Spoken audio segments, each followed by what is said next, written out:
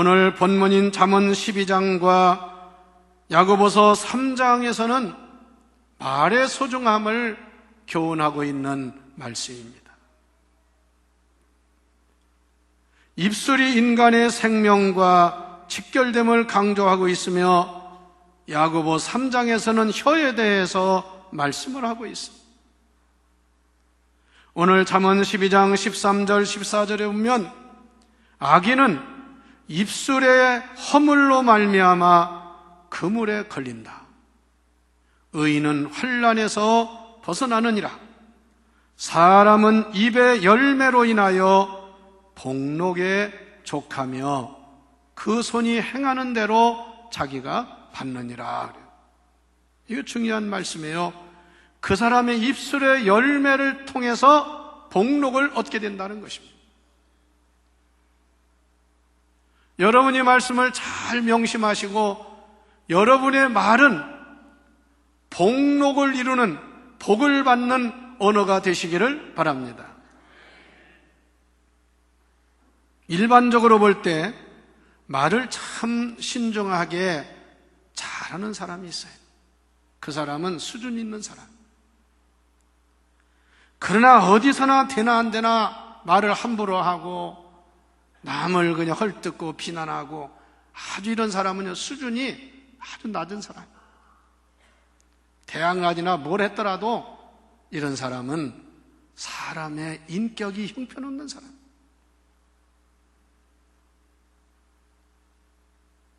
신앙적이며 모든 일에 긍정적이며 감사하며 항상 남에게 유익한 말을 하는 사람을 보면 그런 사람이 복을 받아요.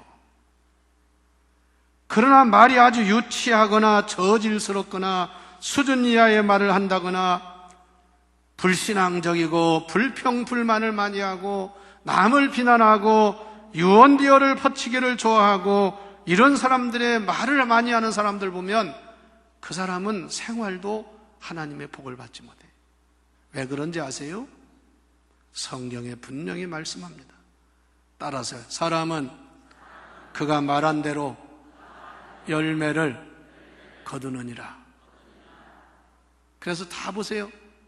말 함부로 하고 아주 저질스러운 사람들은요, 다 못 삽니다. 입술의 열매로 스스로 망치는 거예요. 잠언 12장 25절 이렇게 말했습니다. 근심이 사람의 마음에 있으면 그것으로 번뇌하게 되나 선한 말은 그것을 즐겁게 하느니라. 자꾸 선한 말을 하다 보면 그 선이 자기에게 이루어지지만 자꾸 악담을 하다 보면 그 악담이 자기에게 이루어진다는 진리입니다. 먼저 이 언어의 역할과 사명을 알아야 되는데요, 말이라는 것은 첫째, 자신의 생각과 의사를 대변해주고 나타나는 것이 말입니다. 우리는 언어를 통해서 가장 효과 있게 자신을 표현합니다. 여러분 병원 가서도 의사 선생님에게 진단을 받을 때 말을 통해서 자기의 형편을 얘기합니다. 인생의 희로애락을 언어를 통해서 표현하는 것입니다. 물론 말이 아니어도 몸짓이나 발짓, 표정 또는 음악을 통해서, 미술을 통해서, 글씨를 통해서 표현하기도 하지만 그러나 가장 대중적이고 가장 효과적이고 가장 쉬운 표현의 방식은 말이라는 거예요.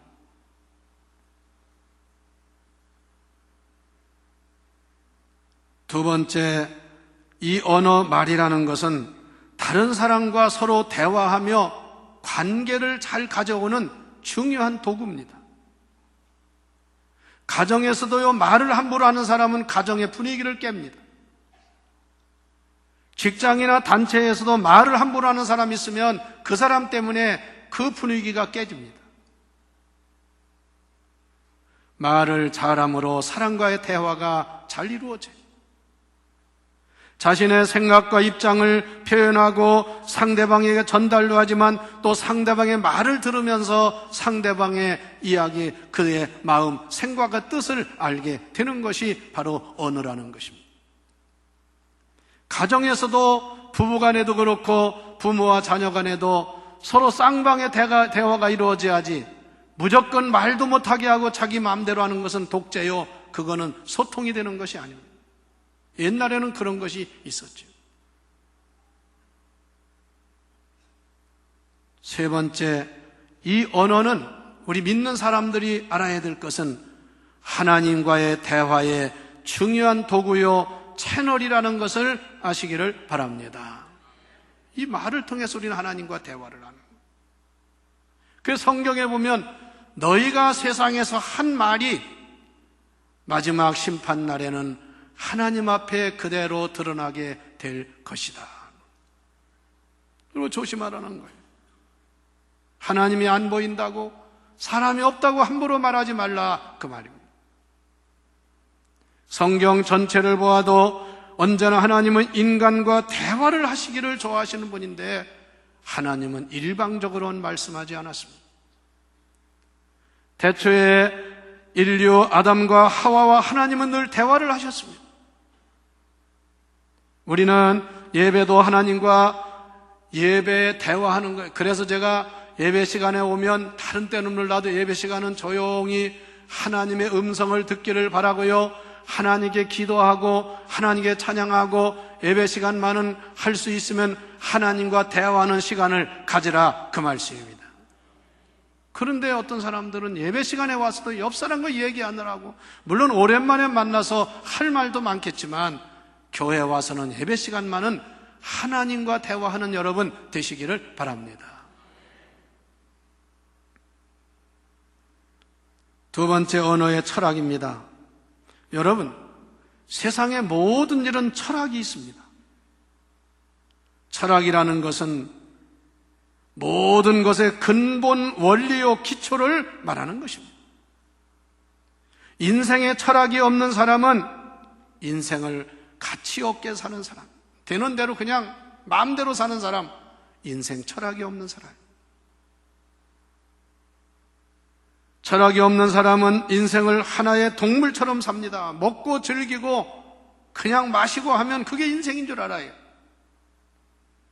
그러나 모든 것에는 나름대로의 철학이 있다는 것을 알아야 됩니다. 공부하는 사람은 공부하는 철학이 있어야 합니다. 사업을 하는 사람은 사업을 하는 철학이 있어야 됩니다. 돈만 버는 게 사업이 아닙니다. 공직에서 일하는 사람은 공직자의 철학이 있어야 됩니다. 또 모든 사람들이 하는 모든 일에는 철학이 분명해야 그 일이 보람 있는 일이 되고 남에게 유익을 끼치는 것입니다.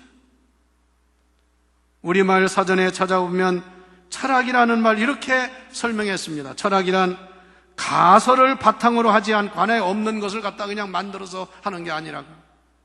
인생과 세계의 모든 영역에 걸쳐서 그 근본 원리를 실천하고 그 근본 원리를 연구하는 학문이 철학이라 그랬어요. 그렇기 때문에 결혼도 철학이 있어야 돼요. 모든 사는 것이 철학이 있어야 돼요. 철학이라는 말을 영어로 필라소피라고 합니다.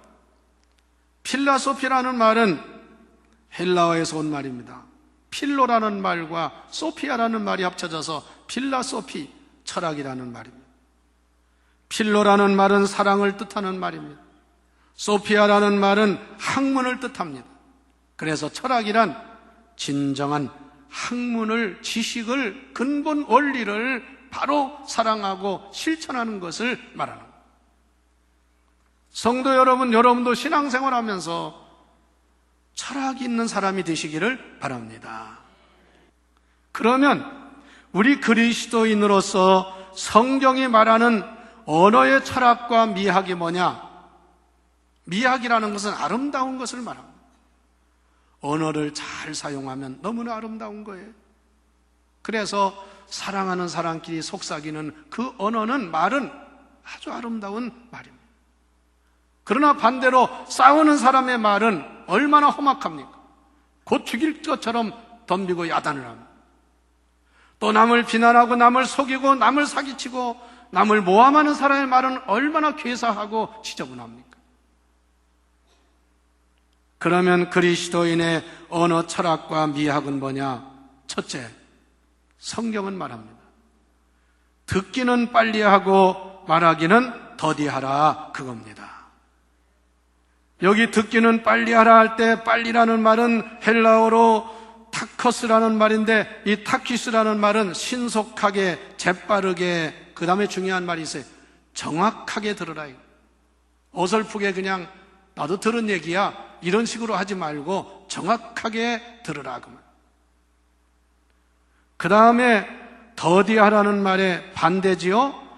브라티스라는 말은 서두르지 말아라, 신중하게 말해라, 그런 뜻이에요. 그러니까 듣기는 재빠르게 정확하게 듣되 말할 때는 신중을 기해라, 말할 때는 서두르지 말아라, 한 번 더 생각해봐라. 인간관계에 있어서 이 생활이 중요합니다. 여러분, 두 귀를 통해서 듣기는 잘 듣고 말하는 것은 신중을 기하시기를 바랍니다. 아무렇게 말하는 것은 마치 돌을 던졌더니 물에서 개구리의 머리가 맞아 죽었다는 말과 같이 무심코 던진 말이 다른 사람의 치명적인 것이 될 수가 있다는 거예요. 정확하게 바르게 듣고 그것을 말할 때는 신중을 기해서 하는 것이 바로 그리스도인의 언어 생활의 지혜라, 그 말입니다. 야고보서 1장 19절에 내 사랑하는 형제들아 너희가 알지니 듣기는 속히 하고 말하기는 더디하며 성내기도 더디하라. 그런데 우리 인간은 천성적으로 생각이나 신중을 기하기보다 말을 먼저 해버립니다. 그런 그 성격들을 가지고 있어요. 생각보다 말이 앞선다는 말입니다. 그래서 오늘 잠언 12장 15절에 미련한 자는 자기 행위를 바른 줄로 여기나 지혜로운 자는 권고를 듣느니라. 잘 듣는다고 말입니다. 세상에서도 말이 많은 사람은 대개가 입이 가벼운 사람이고 경솔하게 행동하는 사람입니다. 내면에 깊이가 없는 사람입니다. 지혜로운 사람은 다른 사람의 말을 신중하게 듣고 함부로 동조하거나 섣불리 말하지 않습니다. 존 아베블이라는 사람이 이런 말을 했습니다. 사람이 말을 하는 것은 그 혓바닥에 하는 것이 아니다.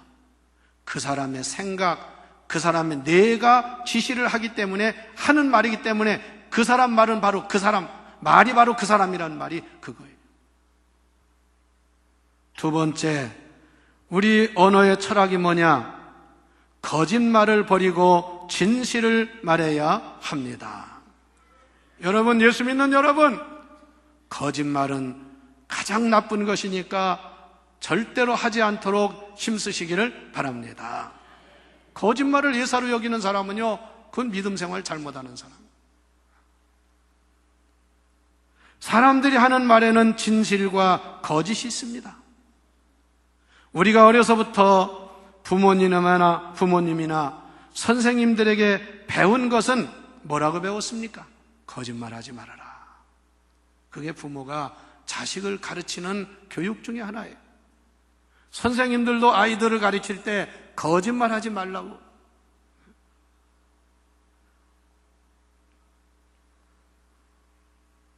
그런데 사람이 나이가 들고 세상에서 물들어 살다 보면 거짓말이 몸에 뱄니다. 처세를 위해서는 거짓말을 해야 된다고 생각합니다. 그러나 반드시 거짓말은 다른 거짓말을 불러오고 거짓말은 결과적으로 좋은 결과를 가져오지 못합니다. 거짓말은 누가 가르쳐주지 않아도 잘하는 것이 죄성이 강한 인간의 천성입니다. 심지어 좋은 의도로 하는 거짓말을 정당화하기 위해서 생긴 말이 뭡니까? 하얀 거짓말, 백색 거짓말. 여러분, 그것도 우리는 좋은 거 아니에요. 어떤 거짓말도 정당화해서는 안 됩니다. 왜? 거짓말은 다른 사람에 피해를 주고 또 다른 거짓을 가져오기 때문에. 성경에 보니까요, 거짓말의 정체는 사탄 마귀의 짓이라고 그랬습니다. 사탄 마귀의 속성은 거짓말을 잘하고 속이기를 좋아한다는 거예요. 요한복음 8장 44절에 보면 예수님을 모함하고 죽이려는 자들에게 이렇게 예수님이 말씀하셨습니다. 너희는 너희 아비 마귀에게서 났으니 너희 아비의 욕심대로 너희도 행하고자 하느니라. 그는 처음부터 살인한 자요 진리가 그 속에 없으므로 진리에 서지 못하고 거짓을 말할 때마다 제 것으로 말하나니 이는 그가 거짓말쟁이요. 사탄 마귀는 거짓말쟁이요 거짓의 아비가 되었느니라. 우리 교회 앞에 큰 돌비에다가 진리를 알지니 진리가 너희를 자유롭게 하리라. 여러분, 우리 기독교인은 진리를 믿는 사람들입니다. 예수 그리스도는 내가 곧 길이요 진리요 생명이라고 말씀했습니다. 예수를 믿고 그리스도를 모시고 사는 여러분, 거짓을 멀리하고 진리를 말하는 성도가 되십시다. 예수를 믿는다고 하면서도 거짓말을 잘하고 남을 모함하기를 잘하고 유언비어나 퍼뜨리고 하는 사람은 아직 제대로 거듭나지 못한 사람이요 마귀의 지배를 받는 사람이라고 말할 수 있습니다. 그런데 많은 사람들이 그걸 예사로 생각해요.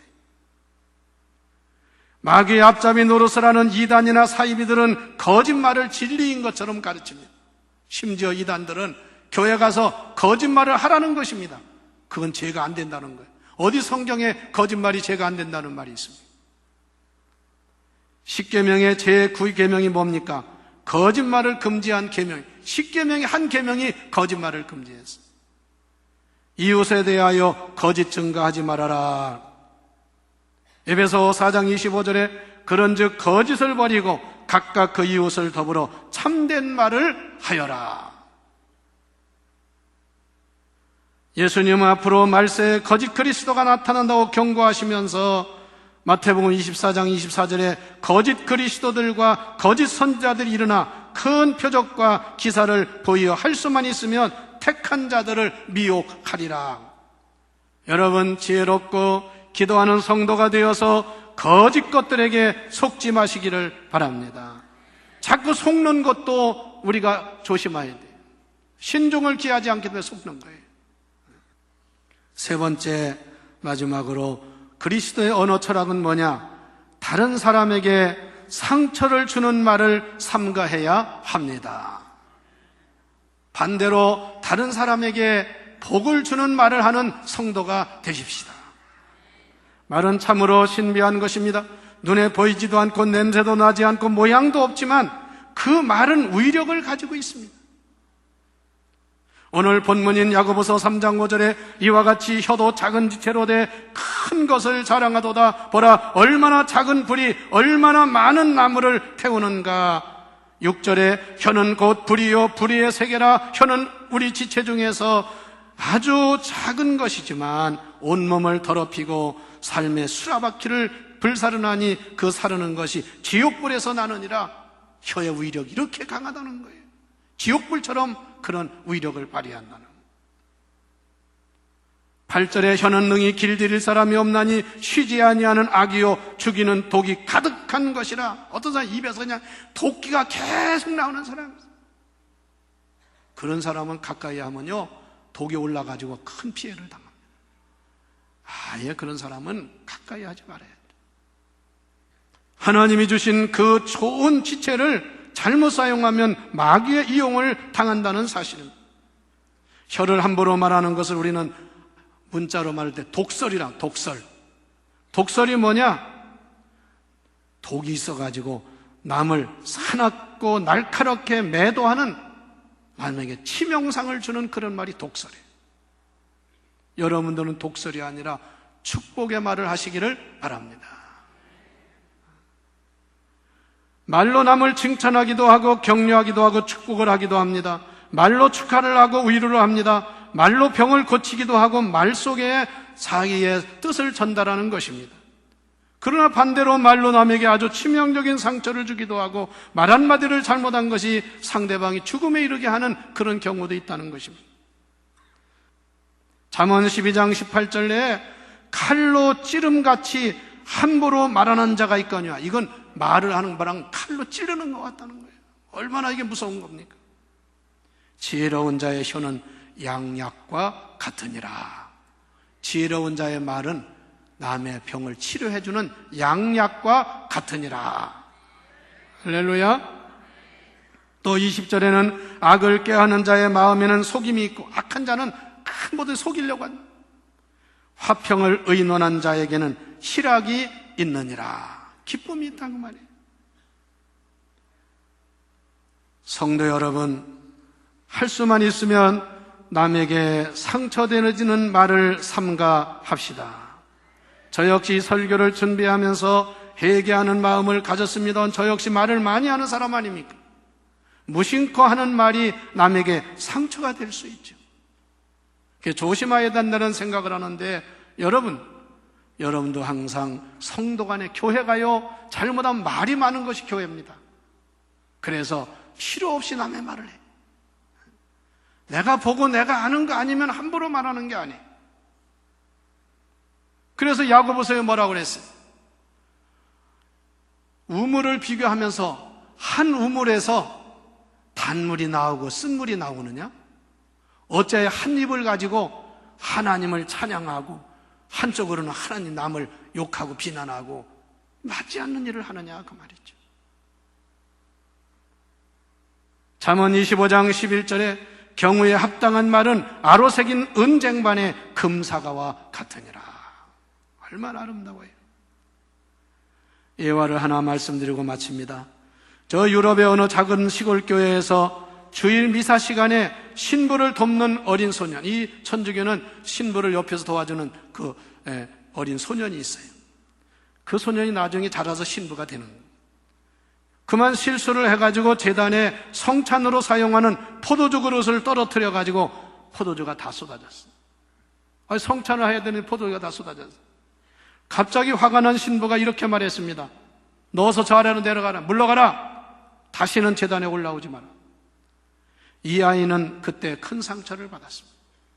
그리고 나가서 이 사람은 교회를 떠났습니다. 나중에 이 어린이가 자라서 누가 된지 아십니까? 공산주의자의 대표적인 지도자였던 유고의 티토라는 사람입니다. 많은 사람을 죽였습니다. 말 한마디가 이 사람의 운명을 이렇게 바꿔놨습니다. 그런데 큰 도시의 교회에서 또 미사를 드리다가 거기서도 한 소년이 실수를 해서 포도주 그릇을 바닥에 떨어뜨렸습니다. 신부님이 그 소년을 동정하는 눈으로 보면서 애야 괜찮다 그러면서 하는 말이, 야 너는 앞으로 자라서 훌륭한 신부가 되겠구나. 그런데 그 말대로 이 소년이 자라서 신앙생활 잘하면서 유명한 대주교 홀튼 쉰이라는 사람이 되었다는 것입니다. 여러분, 부모 여러분, 여러분의 말 한마디도 자녀에게 중요하다는 것을 아시기를 바랍니다. 우리 옛말에 말 한마디가 천냥귀를 갖기도 하지만 말 한마디가 자기를 죽이는 것도 있습니다. 우리 모두 그리스도인으로서 말의 바른 철학과 미학을 가지고 언어 생활을 잘해서 여러분 각자 자신에게는 복이 되고 남에게 유익을 주고 하나님께는 영광을 돌리기를 축원합니다.